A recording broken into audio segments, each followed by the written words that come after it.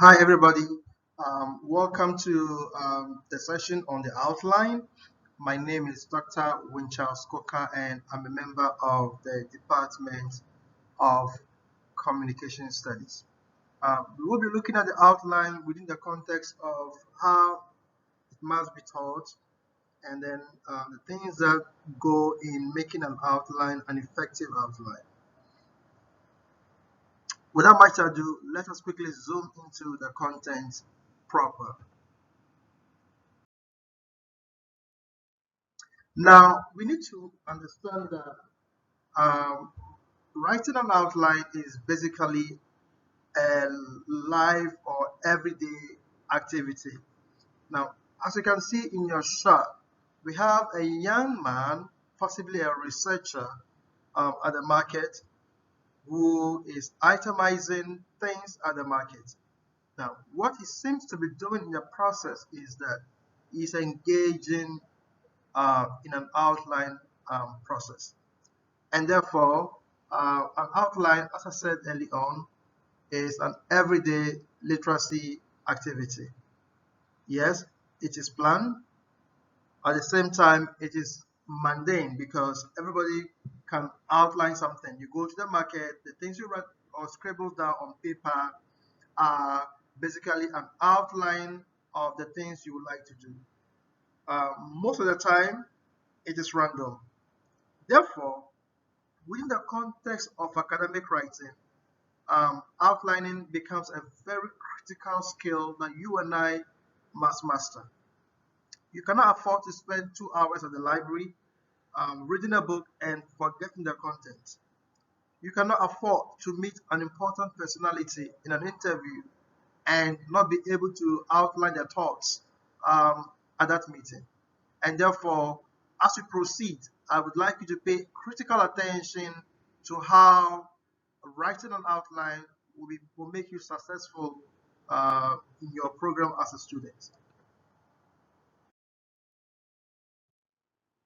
So, when we talk about outline within the context of academic writing, we are talking about, as you said earlier, a very important skill. Now, you will be asking yourself, what then is an outline? Well, I want to believe that the outline is basically a skeletal um, form of an original written text. All right, so there is a version of a text or a passage of the text, and after you have written that text, what you want to do is to pull out the threads and the main themes or issues from the text and presenting that text in a visible layout. That is what renders it an outline. What then do you think the goal for writing an outline would be for an academic test? So, as we have been discussing over the last few minutes, the goal is to enable you to quickly obtain important information that can be useful for your learning.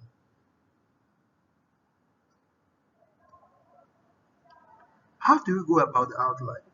Now, you recall in your lessons in your various groups that there are four basic features or principles that enable a writer to engage their audience by writing an effective outline.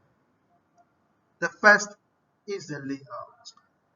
Effective outlines are those that have a clear, discernible, visible layout. So you have your topic as the theme of the passage, and then you have clear divisions that announce the detail in the passage. So many people have the use of alphabets, and then they use Roman numerals or they use Arabic numerals. They do so in an attempt to mirror what is going on in the original text.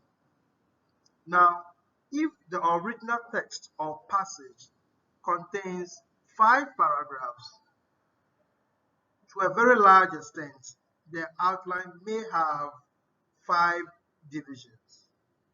I, in my class, encourage students to use the alphabet. So use capital A for the first paragraph, use capital B for the second paragraph, use capital C for the third paragraph, and so on and so forth. Other instructors prefer the Roman numeral, such as 1, cap 1 for first paragraph, cap 2 for second paragraph, 3 for third paragraph, and so on and so forth. Now, the point about these is that one needs to be consistent. You cannot use cap A for first paragraph and move on to use cap II as your second paragraph. You will remain inconsistent, and therefore your outline may suffer the feature or principle of the layout.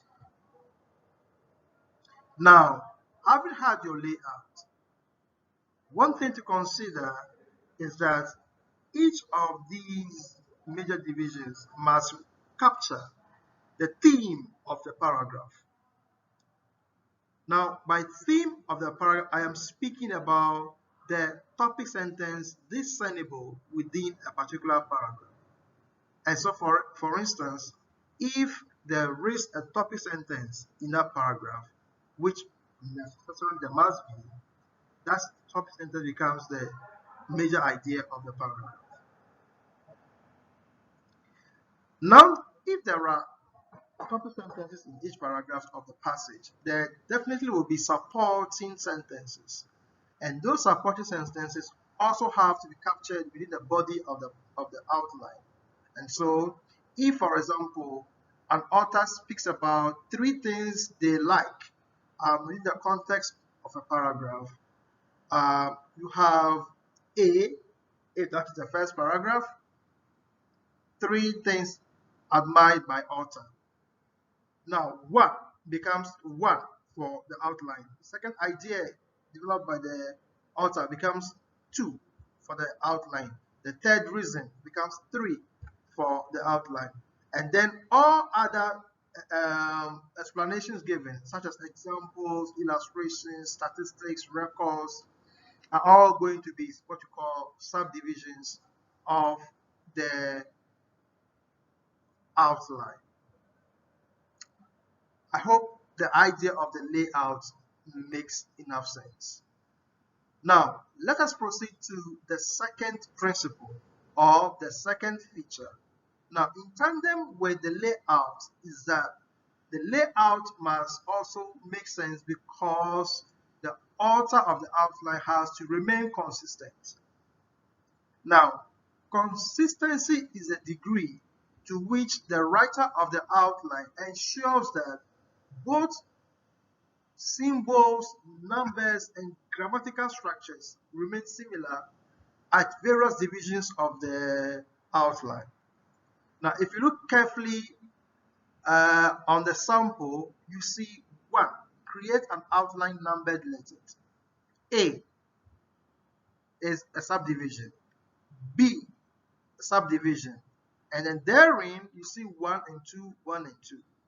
All right, if you look closely, you realize that there is some consistency in the numbering and there is some consistency at the level of lettering or the alphabet used. But much more important is that we must strive to use similar or congruous grammatical structures. So if at the division A or subdivision a writer of an outline chooses to use a noun phrase and says, the police station, we expect the hospital, we expect the farm. If at subdivision B, the author uses clauses such as non-finite clauses, or clauses that begin with 2 infinitives, or clauses that begin with ing verbs, we expect to see some level of progression in the use of ing. So giving medication, taking the dose, bringing it home. So you have ing throughout that little subdivision. But in situations where an author has all the information and yet the grammatical structures do not look alike, yes, that will be a good outline, but poor in its grammatical decision or grammatical judgment. And so we want to encourage everybody to think carefully about the choices they make when they represent their ideas from the original text into the outline proper. Another thing to consider very carefully when you write an outline is to ensure that you remain simple and brief in your rendition of answers. I tell my students to simply kiss the outline. By kissing the outline, I'm encouraging you to embrace your outline, love your outline. So, KISS in the context of the outline is an acronym for Keep It Short and Simple. Keep it short and simple. Do not repeat verbatim sentences from the original text into your outline. You need to ensure that you minimize the use of sentences and then write them short and simple. The shorter your outline by way of renditions or constructions, the better you are doing on the outline. I trust that these three principles have been driven home quite well. Let us do a quick recap. So first, we spoke about the principle of the layout. Next, we said that outlines in their structure need to be consistent as well as in their grammatical renditions. And then also, we must keep our outlines short and simple. All right, friends, I believe that the lesson is going quite well. Shall we proceed?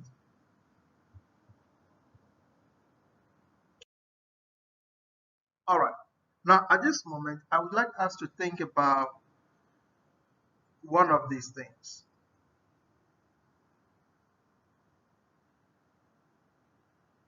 When you have a text in front of you, which of the principles would you like to use? And what challenges have you been facing in an attempt to write a very good outline? So I want to encourage you to at least go get an original passage, normally focus on an expository text, outline it, and show it to your instructor, or better yet, you may like to discuss it with a senior colleague or a teaching assistant to help you to find out if you're making enough sense from the text.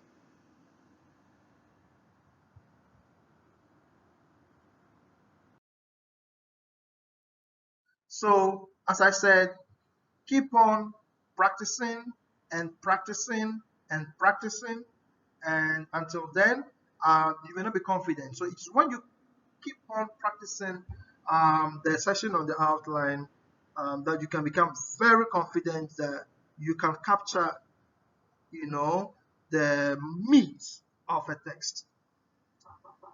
Now, if you also would like to find out you can how you can ensure that your outline is strong, what you have to do basically is to rewrite the outline text into into an essay in an attempt that you may want to find out if the outline rendered passage is the same as the original version of the text you outlined. If you have any questions, you will want to see your instructor or see your teaching assistant, and then they may be able to help you. Or you may want to send me an email, and then we are going to think about your answers or your questions critically, and then get back to you by way of feedback.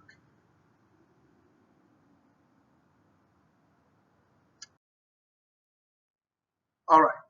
So thank you very much for engaging the class. We are grateful. My name once again is Dr. Wicharles Coker of the Department of Communication Studies. Bye for now.